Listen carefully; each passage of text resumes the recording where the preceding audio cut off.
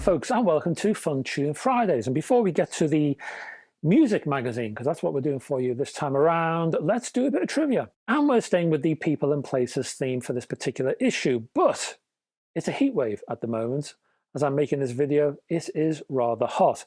So let's talk heat waves, shall we, but from a different time and a different place. New York City, to be accurate, and 1966. Way back then, temperatures were over 90 degrees for 34 days, and that inspired a 15-year-old to compose a song which his elder brother's band made into a worldwide hit. What's the name of that song? One more time and quickly, the New York City heatwave of 1966, during which temperatures were over 90 degrees for 34 days, inspired a 15-year-old to compose a song which his elder brother's band made into a worldwide hit. What's the name of that song? Have a little think. Please don't use Google. This is just a bit of fun, and I will tell you the answer at the end of this video. Right now, though, let's talk music magazine. And welcome to That Music Magazine. We have, as per usual, three little sections for you. We have a couple of books, and that's to come at the very end. In the middle, we are going CD reviews, but at the beginning, as is becoming a tradition now, let's talk vinyl news.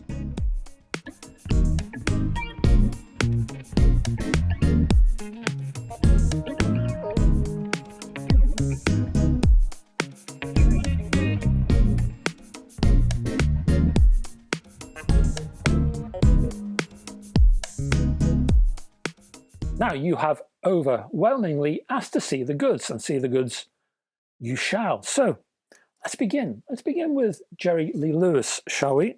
Let me put this on the shelf. There we go. This has been issued on vinyl for the first time ever, I think, from the UK outfit Demon. It's called Last Man Standing. It's a double album from the rock and roll legend, and it's from, well, it's from 2006, and it's full of duets of tracks like Sweet Little 16, Pink Cadillac, Honky Tonk Woman, and all that kind of fare. And people involved: Jimmy Page is in here, B.B. King, Bruce Springsteen, Willie Nelson, and many more. I could have mentioned Don Henley, I could have said Little Richard, I could have even said Eric Clapton, but I won't, because I've got to get on to the next disc. P.M. Warson, or Mr. Twang as I like to personally call him, has released an album on the Leisure, a little bit of French has to come into the pronunciation there, I think. Leisure. I'll put a link below, you can see it for yourself. This particular album is called, what's it called? It's called Dig Deep Repeat, and it offers the sort of twangy guitar sounds that would have gladdened the heart of the late DJ John Peel, because he loved that kind of thing. Complete with heart-rending vocals, there's also a sense of loss in the delivery. David Hepworth of This Parish has worked with Demon, mentioned them earlier, to produce this compilation, and it's called Deep 70s Underrated Cuts from a Misunderstood Decade. David Hepworth, TV presenter and author, of course. It includes tracks from Big Star, Back of a Car from Big Star, Little Feat, Trouble, The Motors, Dancing the Night Away, which is a personal favourite of mine, I have to say, and Robert Palmer, How Much Fun. And there's all kinds of other stuff on here. It's a fascinating collection. John Coltrane now, My Favourite Things, has hit its 60th anniversary, Time Do Fly. This one has been reissued via Atlantic, and the music is, well, it's unforced, it's almost casual, but always refined with the help of Elvin Jones on drums, Steve Davis on bass, and McCoy Tyner on piano. This is a group effort, I would say. It's not really a podium for the solo grandstander, and the LP is better for it. Interesting cover, hey, The Steps is what you're looking at, and their release, London Soul, You Want It, You Got It, and it's on the Countdown label. And this jumped on the early 80s mod revival. The music here submerges itself into a classic soul idiom, and reminds me a little bit of Paul Weller's Style Council. Available on the UK's Domino label, we have Melody Echo Chamber presents Emotional Eternal, which offers French artist Melody Prochet and her reverb-soaked, high-pitched vocals over a sunshine psychedelic pop arrangement.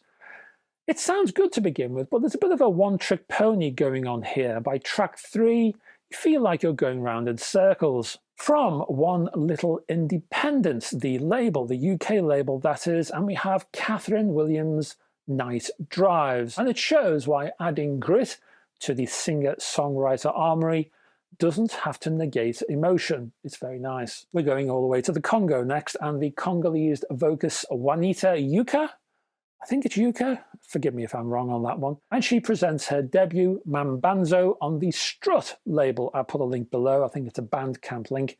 It's a real fusion of soul, you got some folk and funk and jazz, and a host of cultural sprinklings and languages, but it also offers real hip swinging melodies and rhythms. Sparkling stuff. And finally, Wilma Vrita, a duo from LA, USA, and Newcastle, UK, has released Grotto.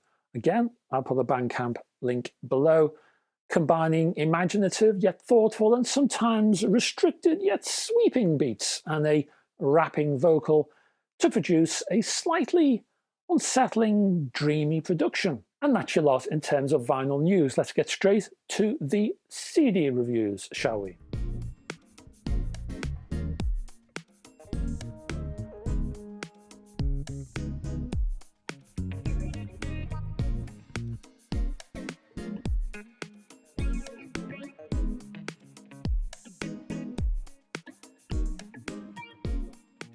And we're looking at Leaf Hound. And we've got two albums, Growers of Mushrooms and Unleashed, both from the UK label Repertoire, a heavy rock band from the 70s.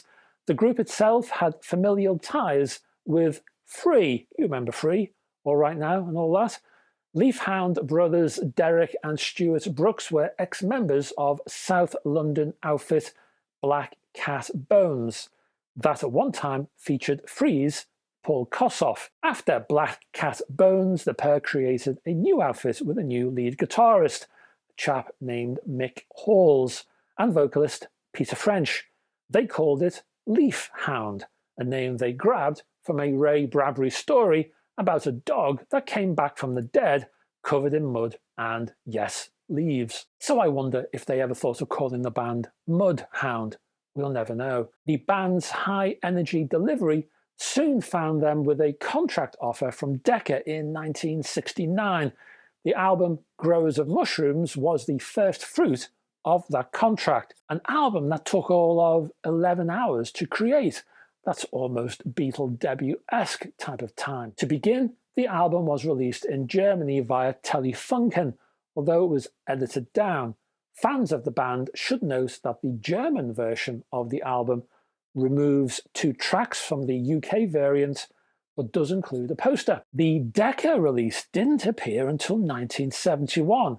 I'd love to know why Decca took its time. I suppose the band did too, because by the time Decca decided to move on the album, the group had split. French had actually moved to Atomic Rooster, then Cactus. So that album has been newly reissued in a gatefold sleeve, CD sleeve, alongside another release called Unleashed. This was a 2000 release, and you also can find this in a gatefold. The whole thing has been contained in a slipcover. Original singer French put together a new Leaf Hound band for the Unleashed release. So this pair of albums are presented in a sturdy slip case. It's nicely presented and stylishly packaged.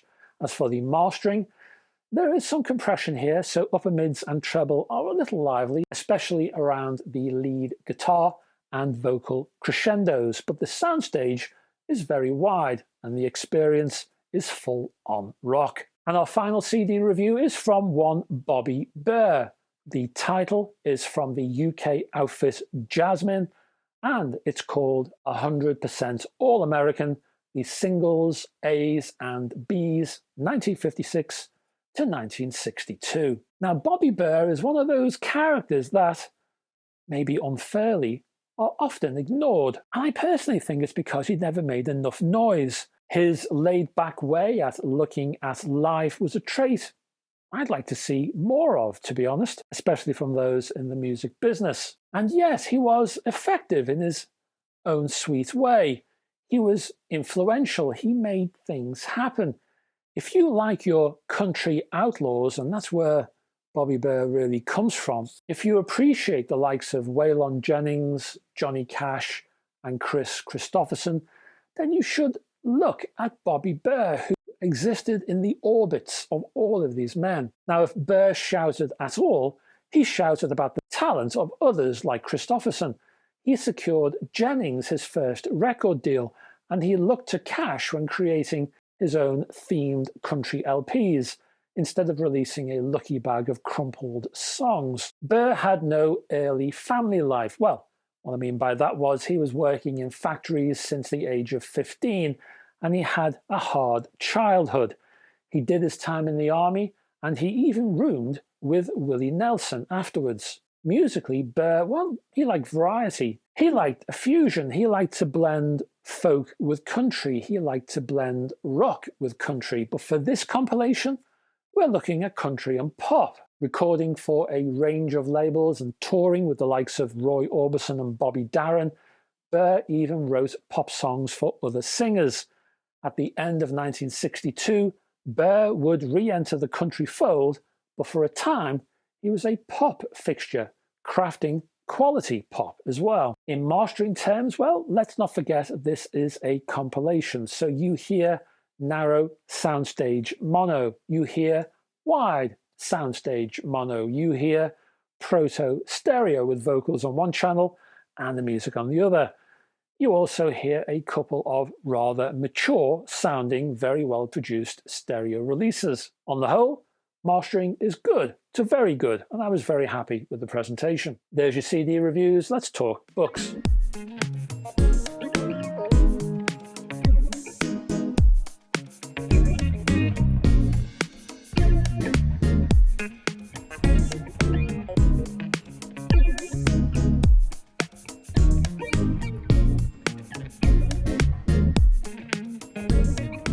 And for books, first up, we're looking at this book. This is a book devoted to John Hiseman called Journey in the Time Machine, album by album, authored by Martin Hanson, published by Temple Music. It costs £23.99, and it spans 277 pages. There is a link, and I'll put that down below, and you can check that out if you want to buy this tome. Now, if some of you are saying, John who? Well, John Hiseman, probably best known as a drummer for the jazz rock, jazz fusion outfit Colosseum, who probably hit the heights late 60s, early 70s. I'd say that was the heyday. Now, there was more to John Hiseman than that, and this book illustrates the fact. So this is an album by album type of book, which in itself is nothing new. However, this one does feel different. In fact, you can read the extra effort. For example, Hanson's multiple, what he calls digressions, which add flavour and context to any one point in Hiseman's career. So you might read of a concert experience or the behind-the-scenes insight of a recording of a particular studio album. These editorial elements prevent the book becoming a simple box-ticking exercise. They add soul, if you will. Another difference is the man himself and his varied career. So Hiseman's album-by-album rundown also reflects the many groups he's been associated with. You could say this collection is a jazz fusion history of a sort, because we dip into the life and times of John Mayall, the Mike Taylor Quartet, the Graham Bond Organization, Colosseum, as I've mentioned, Howard Riley Trio, and on and on. There's plenty of quotes here, a host of photographs, newspaper clippings, itineraries, sleeve art, and more. This is a quality piece of work. It's highly recommended for Hiseman fans. Next up, we have a book devoted to Pink Floyd, and it's called Pink Floyd BBC Radio 1967 to 1971. It's been authored by Ian Preston and Phil, is it Salathe? I'm going to go with Phil Salathe. Apologies, Phil, if I've got that wrong. It's been published by the Be Smart Book Company. Price, well, you can get 2 flavors. Not quite sure if you can still get the hardback, but if you can, it's priced at £44.90, or this version is £34.90, and this is the, well, it's the paperback. Pages, you're looking at 240. And as you can see, it's offered in a square page format, which actually is ideal for what's inside. The book focuses on 10 famously poor quality BBC recordings, and then it dives deep into each. Now, it was Preston's mission to search for better quality sources for each of these sessions. And he did it as well. The new cuts are apparently superior to anything the band has, and that's an achievement in itself. For each session, we have an inventory, so we get a track listing, who introduced it on the BBC programme it was designed for, the lineup of the time, the running time, detective work in tracking down the tapes, or where the session is absent, information pertaining to them, when the session was supposed to have started, when it actually started, background to the figures involved, including the DJs, quotes from the same, the arrangement setup, catalogue information, images of notebooks, newspaper clippings, master tape images, acetates, transcription of DJ chatter, how the session music may have changed or was edited over the years, information on various copies of the original masters, if applicable, home taped copy information, and so it goes. Obviously, this is a work of love. This book is packed with information. This book reads like, well, a detective diary, like the notes from a private eye. That's how it feels when you read this book, almost as if the authors were on a case to track down these rare works. In short, this is a stunning book. It may seem expensive for the work put in. It really is not. Dedicated fans need this, and they need it now. And that's it, folks. Thank you for staying to the end of this music magazine. You're going to want an answer to a trivia question, so let's do that. And the question was, the New York City heatwave of 1966, during which temperatures were over 90 degrees for 34 days, inspired a 15-year-old to compose a song which his elder brother's band made into a worldwide hit. What's the name of that song? And the song was called Summer in the City. It was originally written by teenager Mark Sebastian as he looked out of the window of the family's home on posh Washington Square and dreamed of being allowed to join the bohemian girls who danced there. It was taken up by his elder brother John's group, The Lovin' Spoonful, and made into a global smash that's still played on the radio even today. So now you know. Thank you very much for staying to the end of this video. If I could ask you, if you haven't done already, if you can click down below on the like and subscribe buttons, would really help this channel to carry on. Don't forget, downstairs in the description there are all kinds of links to my Patreon page. There is a link to my Facebook group, my website, and there's other social media stuff down there as well. Next Monday there will be something hi-fi flavoured, and I'd love to have your company at that point. So until that time, folks, bye bye for now.